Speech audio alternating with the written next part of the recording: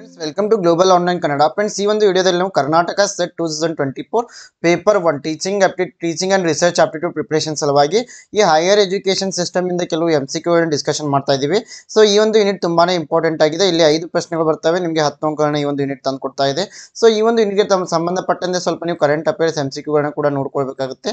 So ಅದೇ ರೀತಿ ಈ ಒಂದು ವಿಡಿಯೋದಲ್ಲಿ ನಾವೇನ್ ಮಾಡ್ತಾ ಇದೀವಿ, ಕೆಲವು ಹೈಯರ್ ಎಜುಕೇಶನ್ಗೆ ಸಂಬಂಧಪಟ್ಟ ಇಂಪಾರ್ಟೆಂಟ್ MCQ ಡಿಸ್ಕಷನ್ ಮಾಡೋಣ. ಸೊ ಇಲ್ಲಿ ಡಿಸ್ಕಷನ್ಗೆ ಹೋಗೋದಕ್ಕಿಂತ ಮೊದಲು ನೀವೇನಾದ್ರೂ ಕರ್ನಾಟಕ ಸೆಟ್ 2024 ಗೆ ಅಪ್ಲೈ ಮಾಡಿದ್ರೆ ಇಲ್ಲಿ paper 1 teaching and research aptitude ಸಲುವಾಗಿ ನಾವು ಒಂದು ಸ್ಮಾಲ್ ಕ್ರಾಶ್ ಕೋರ್ಸ್ ನ ಆರಂಭ ಮಾಡಿದ್ದೀವಿ. ಸೊ ಇದರಲ್ಲಿ ನಿಮಗೆ ಕಂಪ್ಲೀಟ್ ಥಿಯರಿ ಲೆಕ್ಚರ್ಸ್ ಅನ್ನ ನೀಡ್ತಾ ಇದ್ದೀವಿ, ಕಂಪ್ಲೀಟ್ MCQ ಲೆಕ್ಚರ್ಸ್ ಗಳನ್ನ ಕೊಡ್ತಾ ಇದ್ದೀವಿ, ಕಂಪ್ಲೀಟ್ ಸಿಲೆಬಸ್ ಮೇಲೆ 50 ಮಾಕ್ ಟೆಸ್ಟ್ ಗಳನ್ನ ನೀಡ್ತಾ ಇದ್ದೀವಿ, ನೋಟ್ಸ್ ಇದೆ, ಮತ್ತೆ PYQ ಗಳ ಜೊತೆಗೆ 5000+ MCQ PDF ಅನ್ನ ಕೂಡ ಕೊಡ್ತಾ ಇದ್ದೀವಿ. ಸೊ ನೀವೇನಾದ್ರೂ ಈ ಒಂದು ಕೋರ್ಸ್ ಅನ್ನ ಜಾಯಿನ್ ಆದ್ರೆ ಪೇಪರ್ 1 ನ ಕಂಪ್ಲೀಟ್ ಡೀಟೇಲ್ಸ್ ನಿಮ್ಮ ಹತ್ರ ಬರ್ತಾ ಇದೆ. ಪೇಪರ್ 1 ಬಗ್ಗೆ ಕಂಪ್ಲೀಟ್ ನೋಟ್ಸ್ ಆಗಿರ್ಬೋದು, ಟೆಸ್ಟ್ಗಳಾಗಿರ್ಬೋದು, PYQ ಗಳಾಗಿರ್ಬೋದು, ಎಲ್ಲವನ್ನು ನೀವು ಒಂದೇ ಆ್ಯಪ್ನಲ್ಲಿ ಆಕ್ಸೆಸ್ ಮಾಡ್ಬೋದು. ಸೊ ಇದರಿಂದ ನೀವು ಪೇಪರ್ 1 ಬಗ್ಗೆ ವರಿ ಮಾಡ್ಕೊಳ್ಳೋ ಅಗತ್ಯವಿಲ್ಲ. ಸೊ ಇಲ್ಲಿ ನಿಮ್ದು ಒಂದು ಹೆಚ್ಚಿನ ಪ್ರಿಪ್ರೇಷನ್ ಈ ಒಂದು ಆ್ಯಪ್ನಲ್ಲಿ ಆಗ್ತಾ ಇದೆ. ಸೊ ಈ ಒಂದು ಕೋರ್ಸ್ಗೆ ನೀವು ಏನಾದರೂ ಜಾಯಿನ್ ಆಗಲು ಬಯಸಿದ್ರೆ ಗ್ಲೋಬಲ್ ಆನ್ಲೈನ್ ಆ್ಯಪನ್ನು ಪ್ಲೇಸ್ಟೋರ್ನಿಂದ ಡೌನ್ಲೋಡ್ ಮಾಡ್ಕೊಳ್ಬೇಕು. ನಿಮ್ಮ ಇಮೇಲ್ ID ಮತ್ತು ಮೊಬೈಲ್ ನಂಬರ್ ಮೂಲಕ ರಿಜಿಸ್ಟರ್ ಮಾಡಿ. ಇಲ್ಲಿ ಸ್ಟೋರ್ ಅಂತ ಇದೆ, ಈ ಸ್ಟೋರ್ನಲ್ಲಿ ನೀವು KSET ಪೇಪರ್ 1 ಅಂತ ಏನಾದರೂ ಸರ್ಚ್ ಮಾಡಿದ್ರೆ ಇಲ್ಲಿ ಕಂಪ್ಲೀಟ್ ಕಂಟೆಂಟ್ ನಿಮಗೆ ಸಿಗ್ತಾ ಇದೆ. ಇಲ್ಲಿ ಥಿಯರಿ ಉಪನ್ಯಾಸಗಳಿವೆ, 50+ MCQ ಲೆಕ್ಚರರ್ಸ್ ಇದ್ದಾವೆ, ಪ್ರೀವಿಯಸ್ ಇಯರ್ ಕ್ವಶನ್ ಪೇಪರ್ಸ್ ಇದ್ದಾವೆ, ಮಾಕ್ ಟೆಸ್ಟ್ಗಳಿದ್ದಾವೆ, ಪ್ರಾಕ್ಟೀಸ್ MCQ ಸೆಟ್ ನೋಟ್ಸ್ ಎಲ್ಲವನ್ನು ಕೂಡ ಈ ಒಂದೇ ಆ್ಯಪ್ನಲ್ಲಿ ನೀವು ಆಕ್ಸೆಸ್ ಮಾಡ್ಬೋದು. ಸೊ ಈ ಆ್ಯಪ್ನಿಂದ ನೀವು ಜಾಯಿನ್ ಕೂಡ ಆಗ್ಬೋದು. ಸೊ ಹೆಚ್ಚಿನ ಮಾಹಿತಿಗಾಗಿ ನೀವು ನಮ್ಮ ಗ್ಲೋಬಲ್ ಆನ್ಲೈನ್ ಕನ್ನಡ ಟೆಲಿಗ್ರಾಮ್ ಗ್ರೂಪನ್ನು ಕೂಡ ಸೇರ್ಕೊಳ್ಬೋದು. So let us move to the questions now. The tertiary education includes option A primary and secondary education, option B higher education, option C vocational education and training, option D both B and C. So ಇಲ್ಲಿ ಪ್ರಶ್ನೆ ಏನಿದೆ ಅಂತಂದರೆ tertiary education ಅಂದರೆ ತೃತೀಯ ಶಿಕ್ಷಣ ಈ ಕೆಳಗಿನವುಗಳಲ್ಲಿ ಯಾವುದನ್ನು ಒಳಗೊಂಡಿದೆ ಅಂತ. ಆಪ್ಷನ್ A ಪ್ರಾಥಮಿಕ ಮತ್ತು ಮಾಧ್ಯಮಿಕ ಶಿಕ್ಷಣ, ಆಪ್ಷನ್ B ಕೇವಲ ಉನ್ನತ ಶಿಕ್ಷಣ, ಆಪ್ಷನ್ C ವೃತ್ತಿಪರ ಶಿಕ್ಷಣ ಮತ್ತು ತರಬೇತಿ, option D both B and C. So ಇಲ್ಲಿ ತೃತೀಯ ಶಿಕ್ಷಣಕ್ಕೆ ಬಂದಾಗ, ಟರ್ಷರಿ ಎಜುಕೇಶನ್ಗೆ ಬಂದಾಗ ಆಪ್ಷನ್ D ಸರಿಯಾಗಿದೆ. ಇದು ಉನ್ನತ ಶಿಕ್ಷಣದ ಜೊತೆಗೆ ವೃತ್ತಿಪರ ಶಿಕ್ಷಣ ಮತ್ತು ತರಬೇತಿಯನ್ನು ಕೂಡ ಇದು ಒಳಗೊಂಡಿದೆ. So tertiary education includes higher education and also vocational education and training. So option D is the right answer. So tertiary education refers to all formal post-secondary education including public, private universities, colleges, technical training institutions and also vocational schools. So option D is the right answer. The next question is, which of the following agency put forward the concept of proactive university? So ಇಲ್ಲಿ ಪೂರ್ವಭಾವಿ ವಿಶ್ವವಿದ್ಯಾಲಯ ಎಂಬ ಪರಿಕಲ್ಪನೆಯನ್ನು ಯಾರು ಮುಂದಿಟ್ಟರು? Option A UNDP, option B UNESCO, option C AICTE, option D UGC. Yes, here the correct answer is option B UNESCO. So UNESCO, it was established with the purpose of development of humans in the field of education and science. So UNESCO has given the concept of proactive university. So there are many programs running under UNESCO to highlight the importance of education worldwide. The next question is, in which year was the Association of Indian Universities originally set up? Association of Indian University AIU ಯಾವ ಒಂದು ವರ್ಷದಲ್ಲಿ ಸ್ಥಾಪಿಸಲಾಯಿತು? Option A 1925, option B 1945, option C 1953, option D none of the above. Yes, here the right answer is option A 1925. So Association of Indian Universities, it is based on in the national capital of India, and it is an organization and association of major universities in India. So it was established in the year of 1925. The next question is, the recommendation that no student should be allowed to specialize in teaching a subject unless he had it in BA or BSc was made by. BA ಅಥವಾ BSc ಯಲ್ಲಿ ಉತ್ತೀರ್ಣರಾಗದ ಹೊರತು ಯಾವುದೇ ವಿದ್ಯಾರ್ಥಿಗೆ ಆ ಒಂದು ವಿಷಯವನ್ನು ಕಲಿಸುವಲ್ಲಿ ಪರಿಣತಿ ಪಡೆಯಲು ಅವಕಾಶ ನೀಡಬಾರದು ಎಂಬ ಶಿಫಾರಸನ್ನ ಯಾರು ಮಾಡಿದ್ರು? ಆಪ್ಷನ್ A ಯಶ್ಪಾಲ್ ಸಮಿತಿ, option B Gyan Ayog, option C Shikshan Aayog, option D NR ಸರ್ಕಾರ್ ಸಮಿತಿ. The Yashpal Committee, Knowledge Commission, the Education Commission, NR Sarkar Committee. Here the right answer is option see the education commission 1964-66 ಶಿಕ್ಷಣ ಆಯೋಗ 1964-66 ಸರಿಯಾಗಿದೆ. So one of the key recommendations made by the Education Commission was that no student should be allowed to specialize in teaching a subject unless they had studied it in their undergraduate degree. ಉದಾಹರಣೆಗೆ ನೀವು ಅರ್ಥಶಾಸ್ತ್ರ ಎಕನಾಮಿಕ್ಸ್ನಲ್ಲಿ economics lecture ಆಗಲು ಬಯಸಿದ್ರೆ ನೀವು BA ನಲ್ಲಿ ಆ economics ಸಬ್ಜೆಕ್ಟನ್ನು study ಮಾಡಿರಬೇಕು ಅಂತ. So here are some other recommendations like expansion of higher education and establishment of more universities, introduction of vocational education and training, then emphasis on scientific research and development, promoting innovation and technological advancement, promotion adult education and also distance education, and improvement of teacher education and training.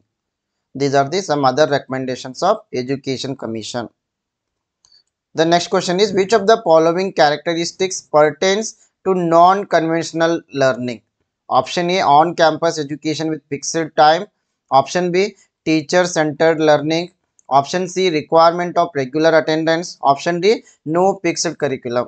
ಈ ಕೆಳಗಿನವುಗಳಲ್ಲಿ ಯಾವ ಗುಣಲಕ್ಷಣವು ಅಸಾಂಪ್ರದಾಯಿಕ ಕಲಿಕೆಗೆ ಸಂಬಂಧಿಸಿದೆ ಅಂದರೆ non conventional ಲರ್ನಿಂಗ್ಗೆ? Option A, ನಿಗದಿತ ಸಮಯದೊಂದಿಗೆ campus ಶಿಕ್ಷಣ, ಶಿಕ್ಷಕ ಕೇಂದ್ರಿತ ಕಲಿಕೆ, ನಿಯಮಿತ ಹಾಜರಾತಿಯ ಅವಶ್ಯಕತೆ. ಸೊ ಈ ನಿಗದಿತ ಸಮಯದ ಕ್ಯಾಂಪಸ್ ಶಿಕ್ಷಣ ಅಂದಾಗ, ಶಿಕ್ಷಕ ಕೇಂದ್ರಿತ ಕಲಿಕೆ ಅಂದಾಗ, ನಿಯಮಿತ ಹಾಜರಾತಿ ಅಂದಾಗ ಇವು ಮೂರು ಕೂಡ ಸಾಂಪ್ರದಾಯಿಕ ಶಿಕ್ಷಣ ವ್ಯವಸ್ಥೆಯಲ್ಲಿ ಬರ್ತಾವೆ. ಸೊ ಹೀಗಾಗಿ ಅಸಾಂಪ್ರದಾಯಿಕ ಕಲಿಕೆ ಅಂದಾಗ ಇಲ್ಲಿ ಯಾವುದೇ ನಿಗದಿತ ಪಠ್ಯಕ್ರಮ ಇರುವುದಿಲ್ಲ. ಸೊ ಆಪ್ಷನ್ ಡಿ ಇಲ್ಲಿ ಸರಿಯಾಗಿದೆ. So in campus education or teacher centered education or regular attendance, these are the parts of conventional learning. So it related to non-conventional learning, no fixed curriculum. Option D is the right answer. So there is no fixed curriculum in non-conventional learning.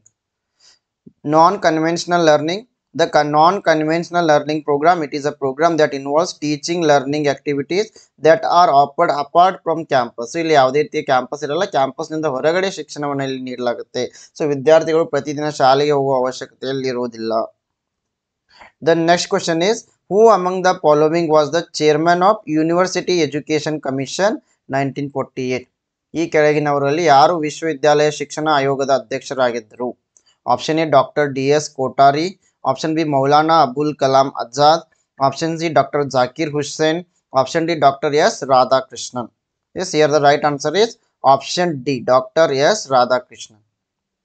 So Dr. Sarvapalli Radhakrishnan was chairman of University Education Commission. It is also known as the Radhakrishnan Commission. So ಇದಕ್ಕೆ ನಾವು Radhakrishnan commission ಅಂತಲೂ ಕೂಡ ಕರಿತೀವಿ. So ನೆನಪಿಡಬೇಕು.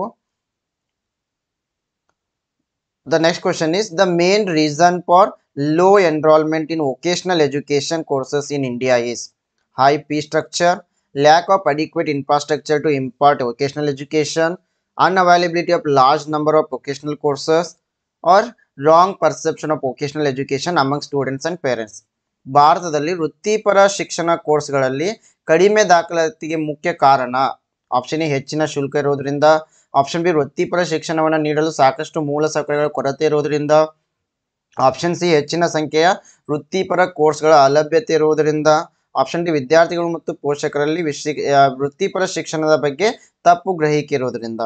So ಇಲ್ಲಿ ಸರಿಯಾದ ಉತ್ತರ option D, ವಿದ್ಯಾರ್ಥಿಗಳು ಮತ್ತು ಪೋಷಕರಲ್ಲಿ ವೃತ್ತಿಪರ ಶಿಕ್ಷಣದ ಬಗ್ಗೆ ತಪ್ಪು ಗ್ರಹಿಕೆ. So the right answer is option D, wrong perception of vocational education among the students and parents. The next question is, in the context of value education, which of the following stages will be considered a relatively advanced stage? Option A, value collection through imitation. Option B, value assessment through inner evaluation. Option C, value clarification through exposure. Option D, value consolidation through integration. ಮೌಲ್ಯ ಶಿಕ್ಷಣದ ಸಂದರ್ಭದಲ್ಲಿ ಈ ಕೆಳಗಿನವುಗಳಲ್ಲಿ ಯಾವ ಹಂತವನ್ನು ತುಲನಾತ್ಮಕವಾಗಿ ಮುಂದುವರಿದ ಹಂತವೆಂದು ಪರಿಗಣಿಸಲಾಗುತ್ತದೆ? ಆಪ್ಷನ್ ಎ, ಅನುಕರಣೆಯ ಮೂಲಕ ಮೌಲ್ಯ ಸಂಗ್ರಹಣೆ. ಆಪ್ಷನ್ ಬಿ, ಆಂತರಿಕ ಮೌಲ್ಯಮಾಪನದ ಮೂಲಕ ಮೌಲ್ಯಮಾಪನ. ಆಪ್ಷನ್ ಸಿ, ಮಾನ್ಯತೆಯ ಮೂಲಕ ಮೌಲ್ಯ ಸ್ಪಷ್ಟೀಕರಣ. ಆಪ್ಷನ್ ಡಿ, ಏಕೀಕರಣದ ಮೂಲಕ ಮೌಲ್ಯ ಬಲವರ್ಧನೆ. The right answer is option D, value consolidation through integration. ಏಕೀಕರಣದ ಮೂಲಕ ಮೌಲ್ಯ ಬಲವರ್ಧನೆ. So value education, it is a method by which individual is taught moral values. So value education ಅಂದಾಗ, ಮೌಲ್ಯ ಶಿಕ್ಷಣ ಅಂದಾಗ ಇಲ್ಲಿ ವಿದ್ಯಾರ್ಥಿಗಳಿಗೆ ಉತ್ತಮವಾದ ಮೌಲ್ಯಗಳನ್ನು ಹವ್ಯಾಸಗಳನ್ನು ಕಲಿಸಲಾಗುತ್ತೆ. So it is important for individual as it helps in life long different with. So ಇದು ವಿದ್ಯಾರ್ಥಿಗೆ ತನ್ನ ಜೀವನ ಪೂರ್ತಿ ಸಮಾಜದಲ್ಲಿ ಒಂದು ಉತ್ತಮ ಹೆಸರನ್ನು ಗಳಿಸಲು ಸಹಾಯ ಮಾಡುತ್ತೆ. The next question is, which of the following entries of the Indian Constitution deals with the coordination and determination of standards in institutions for higher education or research or scientific and technical institutions? ಈ ಕೆಳಗಿನವುಗಳಲ್ಲಿ ಭಾರತೀಯ ಸಂವಿಧಾನದ ಯಾವ ನಮೂದು ಉನ್ನತ ಶಿಕ್ಷಣ ಅಥವಾ ಸಂಶೋಧನೆ ಅಥವಾ ವೈಜ್ಞಾನಿಕ ಮತ್ತು ತಾಂತ್ರಿಕ ಸಂಸ್ಥೆಗಳಲ್ಲಿನ ಮಾನದಂಡಗಳ ಸಮನ್ವಯ ಮತ್ತು ನಿರ್ಣಯದ ಬಗ್ಗೆ ವ್ಯವಹರಿಸುತ್ತದೆ? Option A entry 63, option B entry 64, option C entry 65, option D entry 66. Yes, here the right answer is option D, entry 66. The next question is, the first national sports university, which is also known as a central government university, is in the state of. ಮೊದಲ ರಾಷ್ಟ್ರೀಯ ಕ್ರೀಡಾ ವಿಶ್ವವಿದ್ಯಾಲಯ, ಇದನ್ನ ಕೇಂದ್ರ ಸರ್ಕಾರಿ ವಿಶ್ವವಿದ್ಯಾಲಯ ಅಂತಾನು ಕರಿತೀವಿ. ಇದು ಯಾವ ರಾಜ್ಯದಲ್ಲಿದೆ? Option A Haryana, option B Manipur, option C Arunachal Pradesh, option D Madhya Pradesh. Yes, here the correct answer is option B, Manipur is the right answer. So Prime Minister Narendra Modi has laid the foundation stone for National Sports University on 16 March 2018. So it is the first and as of 2019 the only central university in India focusing on sports education. The next question is, which one of the following statements is not correct about the University Grant Commission? Option A, it was established in 1956 by an act of parliament.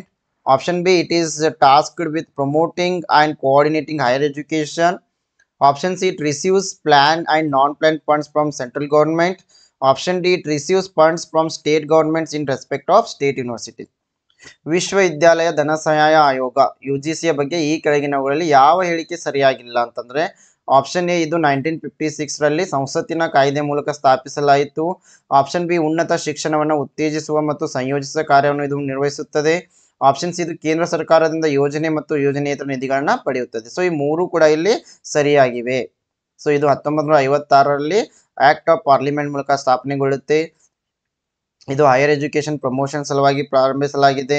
ಇದು ಕೇಂದ್ರ ಸರ್ಕಾರ central government ನಿಂದ fund ಅನ್ನ ಪಡಿತಾ ಇದೆ. ಇದು ಸರಿಯಾಗಿದೆ. ಆದರೆ ಇದು ರಾಜ್ಯ ವಿಶ್ವವಿದ್ಯಾಲಯಕ್ಕೆ ಸಂಬಂಧಿಸಿದಂತೆ ರಾಜ್ಯ ಸರ್ಕಾರಗಳಿಂದ ಯಾವುದೇ ಹಣವನ್ನ ಪಡೆಯುವುದಿಲ್ಲ. ಸೊ ಹೀಗಾಗಿ ಇಲ್ಲಿ ಆಪ್ಷನ್ ಡಿ ಸರಿಯಾಗಿದೆ.